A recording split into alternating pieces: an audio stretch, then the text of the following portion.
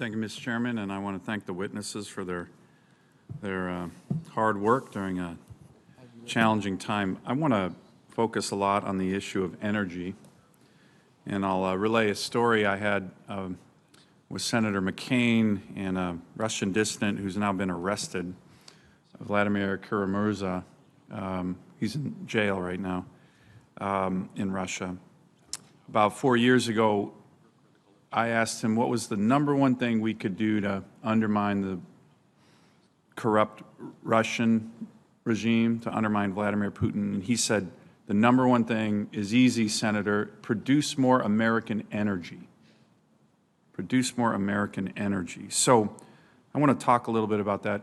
In your assessment, is energy independence, so a couple of years ago we were the largest producer of natural gas in the world, largest producer of oil in the world, largest producer of renewables in the world. Is that good for America's national security, General? Senator, thanks for the question. As we have watched this conflict unfold, what we're seeing... I got a lot of questions. I gave you a softball. Can you answer the question?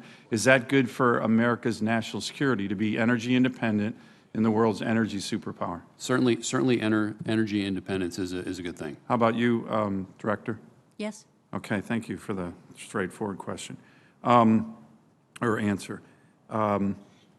Now, in this conflict with Ukraine, what does our ability to produce energy do? How do the Russians view that? And how do our allies view that? And we all know Vladimir Putin uses energy as a weapon. How are you assessing the ability of the United States to fill the void that the Germans and others have with regard to getting energy from Russia to now get it from the United States? Is there a lot of interest in that, and is that a good thing for our national security? General? I certainly believe that our European allies see this is a national security issue for sure, and they're thinking through new ways of developing and getting after their energy needs for sure. How about getting some from the United States? If the United States had excess capacity, I'm sure that would be something that they would welcome. Do you see that, Director, similarly? Yes, sir. Yes. Let me ask, with regard to China, almost 70% of China's crude oil supply came in the form of imports. What is your assessment of how China's energy dependence could or would impact its military operations during a potential cross-strait conflict? In your assessment, when you read up on China's weaknesses, are they concerned about their energy dependence with regard to natural gas and oil being a major importer? If there is a way we could take this into the closed session to discuss that, that would be better, Senator. Okay. But yes, I do believe they're concerned about their dependence on energy. Director? Yes, absolutely. Do you see that as a strategic advantage we have in our great power competition with China and Russia, the fact that we can not only produce energy for our own country, and I'm talking all of the above, renewables, oil, gas.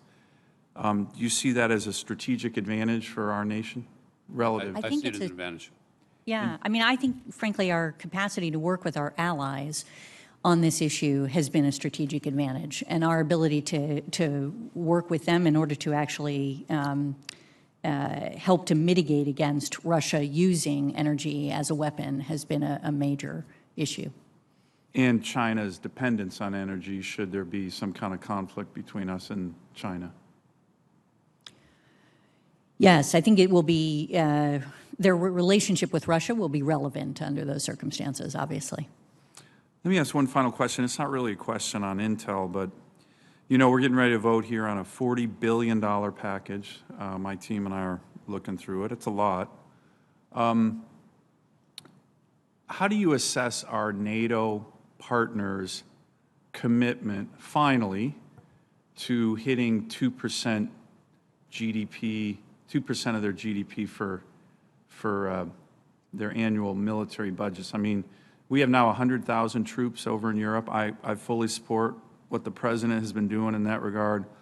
But if there was ever a time that countries had to kind of wake up and say, you know what, for 40 years, we've promised to hit 2%, the wolf's at the door, or maybe the bear's at the door, or the dragon's at the door, whatever metaphor you want. Are you seeing a shift? Because the Germans made a big announcement. My understanding is Canada still won't even hit 1% of GDP for their defense budget. Are you seeing a shift in our NATO allies to say, you know what, it's time for us to pull our own weight here? The Americans are doing it once again. And look, I support everything we're doing, but you know, 40 billion, that's a lot of money. My constituents got a lot of needs too, right? And we still have NATO allies, Canada one, who just freeload. And it's getting a little tiring. What's your assessment of our NATO partners' commitment to finally hitting 2% now that it's very clear that there's a brutal dictator on their doorstep? I think we've seen, obviously, as you indicated in the opening to your question, that just a number of countries now announce an increase in their defense budget, and I think that is something that we're going to see them follow through on, at least in part. General, And I think this has had a galvanizing effect on our NATO partners, and I think most of them will come around. thank you. And again, I didn't start by saying the intel that you were providing us and everybody else prior to the war was exceptional, and the intel ops that you did were also really impressive. So I appreciate that. Thank you, Senator Sullivan.